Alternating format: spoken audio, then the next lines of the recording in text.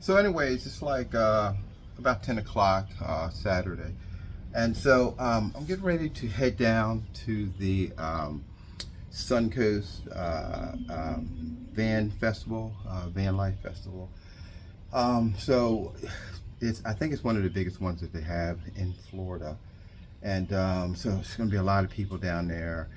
They have booths set up, and I'm really just going down there to kind of get an idea about you know, what I want to do with the van on the inside to do a build out.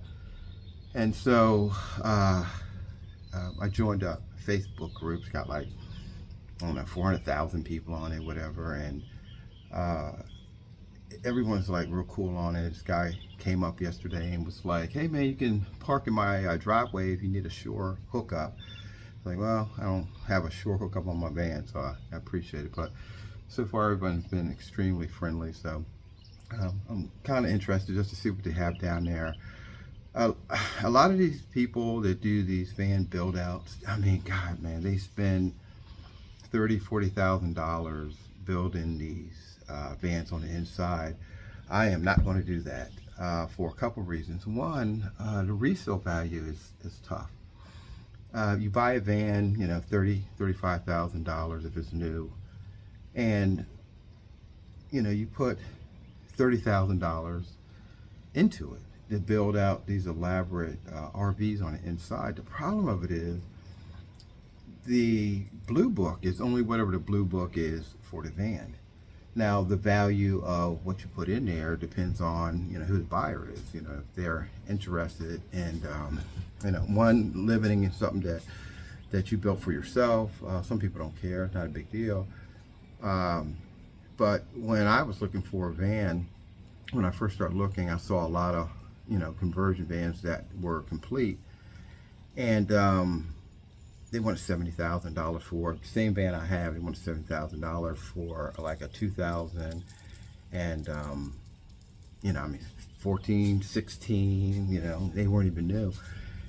And then you hear about a bunch of kind of horror stories. These people go out and buy a van that they can afford, and so it might be an older van and doesn't have a warranty on it or anything. And they talk about all these breakdowns and how they had to come out of their pocket to buy that. I was like, I ain't doing that either. So so I got a 60,000 mile bumper to bumper, so I'm good. As far as that's concerned. And really, in my opinion, if you can afford it to do that, honestly I feel that's the only way to go. You don't want to have to. People are doing van life for a couple different reasons. Some people are doing it and are about to do it and don't even realize it. Because economics, right? They just, can't afford, their lifestyle anymore, and they really need to save money, pay off credit cards and everything. So there's going to be a lot of people in the next couple of years pushed into this lifestyle, and it's something that I tell people, you got to try to prepare for early, so you don't have to do it at the last minute. Just kind of make that plunge. And then you have people like me who just kind of want to see America. I've done a lot of different things, had a pretty decent life up to this point. So I think it would be a shame, to not really, see, the beauty of nature. And I just never have. I've worked and done different things, and I've researched and been around, working on projects, but I've never really taken any time just to see what America offers, especially the national parks and all of that. So, at my age now, I'm thinking, man, when am I going to do it? If I don't do it now, when am I going to do it? And I remember years ago when I started my trucking company, a guy came to me that I worked with and he said, man, I was like halfway through my career, and he's like, man, I'm proud of you. And I was like, for what? He said, for starting your own trucking company. He said, I always wanted to. Now this guy is just about ready to retire. He said, I kept telling, or he said that he kept telling his wife, every year, I want to do it next year, I want to do it next year. And he said he just never did it. And now he was getting ready to retire. And of course he could do it, at that point, but he's not a young man anymore. I think what his point was. and he said he just never, pulled the trigger on it. And so when I did like halfway through my career, he was just like, I guess reflecting back on, the choices that he could have made, and, how his life could have been different as a result of that. And so, yeah, um, to be able to kind of give up everything and sell everything, and, and hit the road and just kind of enjoy, definitely these next couple of years. Really at this point, I really just kind of really want to unplug, as they would say, and experience that, and I'm blessed to be able to have that opportunity. I know a lot of people can. A lot of people are stuck at their jobs. A lot of people want to be stuck at their jobs. A lot of people are losing their jobs and won't have a job, and financially it'll be tough to live out there on the road. And I plan on working remotely when I'm out there anyway, so I'll have some extra income coming in. And but anyway, so let me show you what I have. I've got some tools and stuff that I'm going to be using and work on, and then I'll just show you the temporary setup that I'm using this weekend to go down to the show. So let me see if I can flip this around here. Okay, so yeah, that'll work. So what I'm doing is to the left, or at the top closest to the door, are items that are coming in that I'm using. So there's silver, some soundproof, some gloves. Those 3 packages, I don't know what they are yet. I haven't opened them up.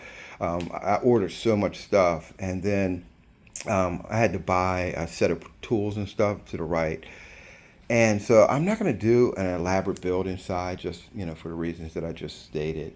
It's to me, when I go to sell this van, I want to be able to take everything out very simply, and to be able to put it back on the market, because these things are used more or less like cargo vans, and you can make a lot of money. And I really think that the future of transportation of goods is going to be more in cargo vans for some reason.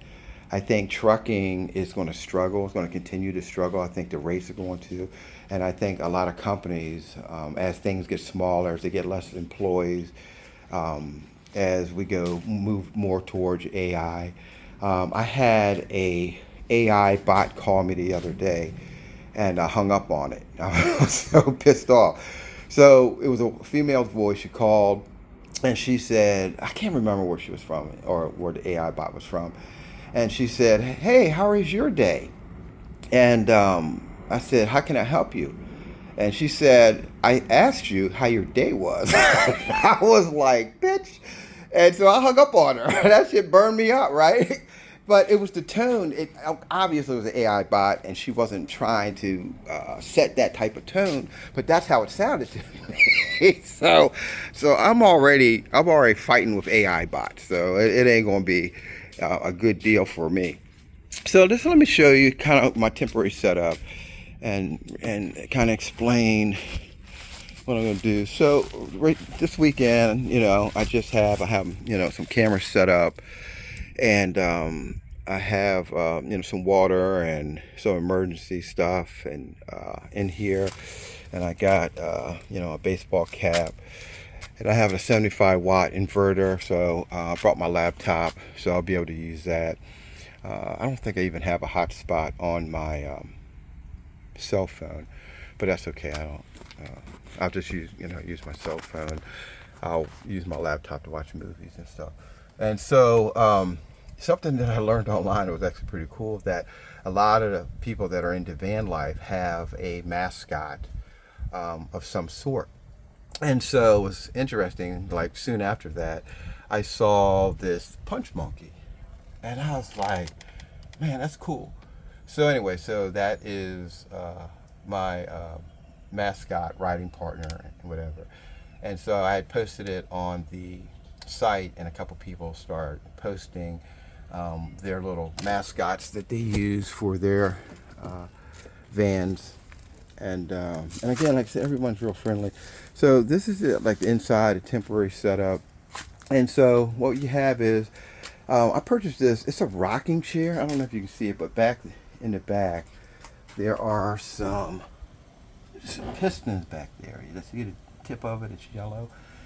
And those pistons act as a rocking chair. That is a comfortable chair. It really is. I was like, oh yeah, I was buying it. It was like $70 or something like that. But it was it holds up to 400 pounds. And I'm thinking, yeah, 400 pounds. Clearly, I don't weigh that much. But to me, that is a sturdy thing. Underneath, in the bag, is an emergency toilet. So you know what that is. It's a 5-gallon bucket. So, but it fits perfect in that tool bag.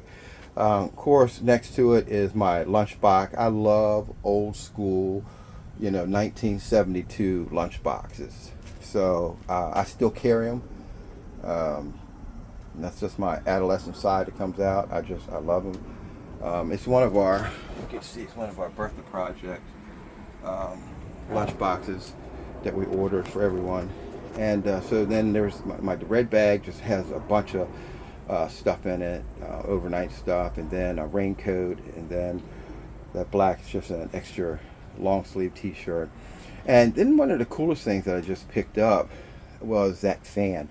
One, it's battery powered, and then two, it has all these other connections to it, and you can see it has these light bulbs that are freaking bright.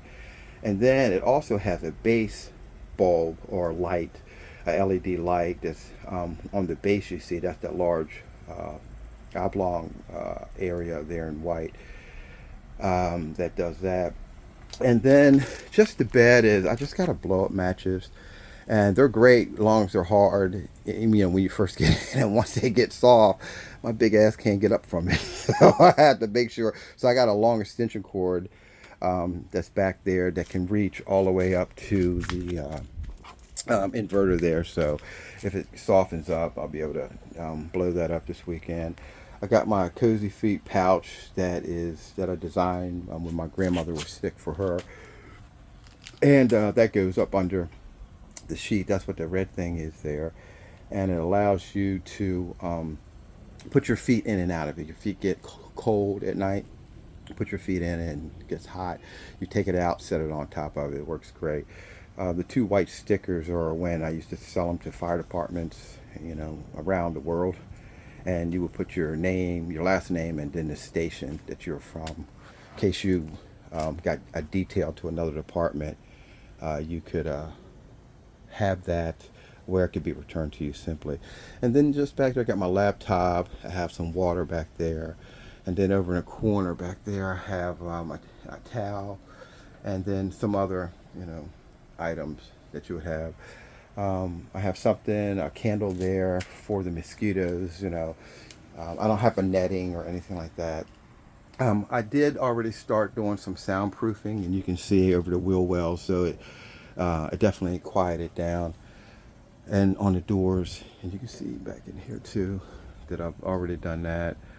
I have this divider. I'm ended up going to get a black one, and I just put that in for the weekend. And but it does make a difference from the AC that when you turn on up front. You don't have to turn it on as high because it's not filling this entire space.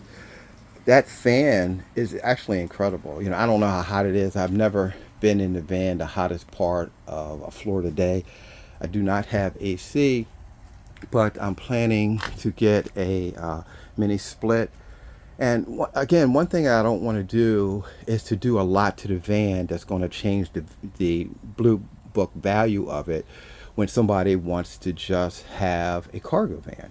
I'm going to, I have installation, I have 3M Thinsulate that's coming. And so I'm taking all these black panels off, and I'm going to do behind that, and then I'm going to put the black panels up. Again, keeping it the same. When it comes to the floor, I'm going to pull up this rubber matting here that you can see that'll come right up. Take that out, and then I'm going to get some styrofoam and then cut out the template of it, fill the whole thing up, and then put the styrofoam down, maybe lightly glue it in place, then put the rubber back on top of it, and then I'm going to take plywood and use the same template and cover it fully with plywood. So what that's going to do is, when I get the cabinets from IKEA, that's what I'm going to use. I'll be able to nail those down. And we're also going to get wood to make some cabinets. So I'm not sure exactly what I'm going to actually put in here. I'm not going to put a shower in here, because I want to be able to go to Planet Fitness every day to shower. Why? So if I'm going to go to shower, I want to go to work out. So it's going to make me work out every day. I usually shower like twice a day, so definitely I'll make it to the gym once a day, every day while I'm out there on the road. I will do the ceiling with the installation, with the thin cement as well, and cover all those areas. And then when it comes to lighting, I'm just going to do some Christmas lights, basically, or not Christmas light, but something similar to that, that maybe you can change the light, and just kind of run them along those beams there, and just kind of be done with it. Again, something that you can pull down, that's not going to do a lot of damage. The mini split is going to go back. You'll see some of these vans that have windows there, and so what happens is, when you want to put windows in, you just cut that area out. So when I go to cut into the van, I'll only be cutting into a portion of the van that's actually designed to be cut out anyways. So if I put a mini split in there, and I want to go sell it, I can take the mini split out, order the windows for like under $200, or maybe around $200, and cut the other one out and just put the windows in, so there won't be any holes in the van. The only thing that I'll have to figure out is my solar panels that will go on the roof. Now, my electrical system that I'm using a Yeti 6000X, and so that's like one of the most powerful power supplies you can get.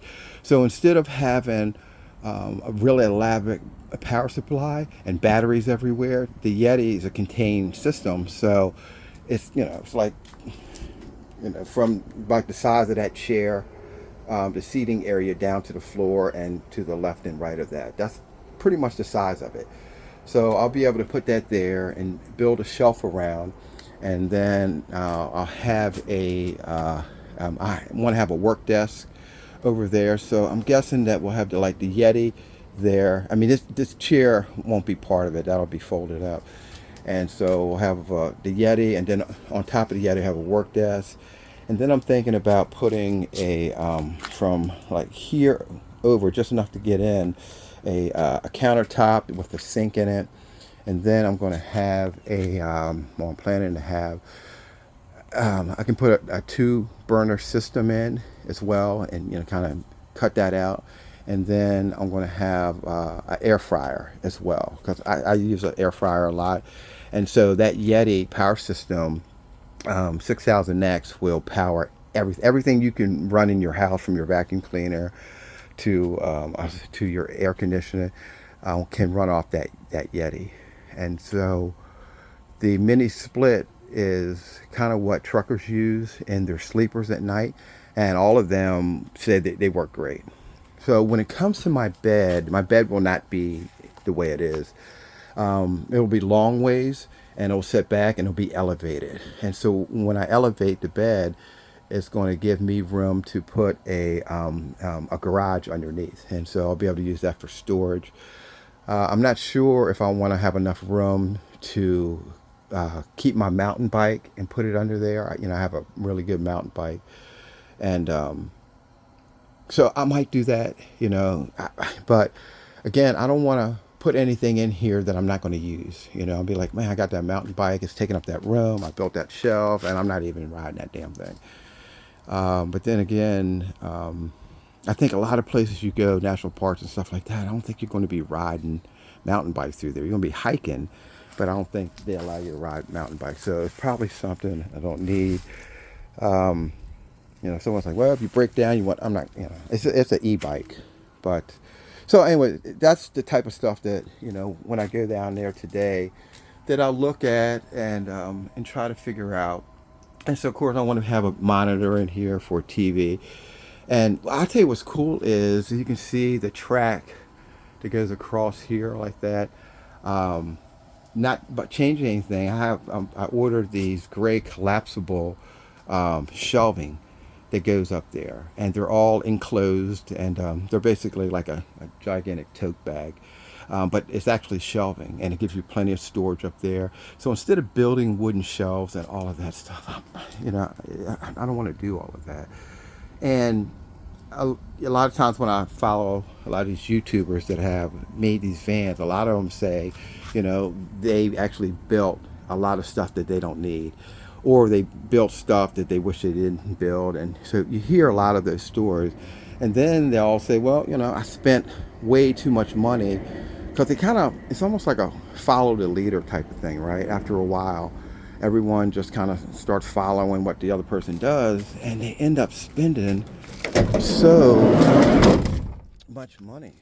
And I think that's crazy, to do that. So make sure everything is good. You know, these tires, the PSIs on these tires are like 85 PSIs on the back and 65 on the front. I've never heard of such a thing. I thought it was wrong. I went to the tire place, and the guy's like, no, that's the right tire pressure on it. I was like, oh, okay.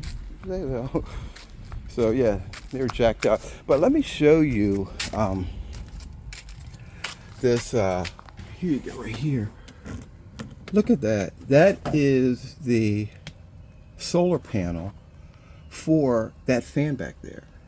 And that damn fan will run all day on the battery charge that's already on the fan. I don't know how much it holds and how much watts it puts out, but that little thing, and it works great. I mean, as soon as the sun hits it, that little red light back there turns on. And so anyway, so I set up some cameras there, just kind of record, and I got a lightweight jacket there, and then a power bank in case we need to jump start something or whatever while we're down there. And then Punch Monkey there. So I think we're ready. Let's see if this thing starts here. Yep. So anyways, the key must be somewhere nearby. All right. So I'll see you guys on the way.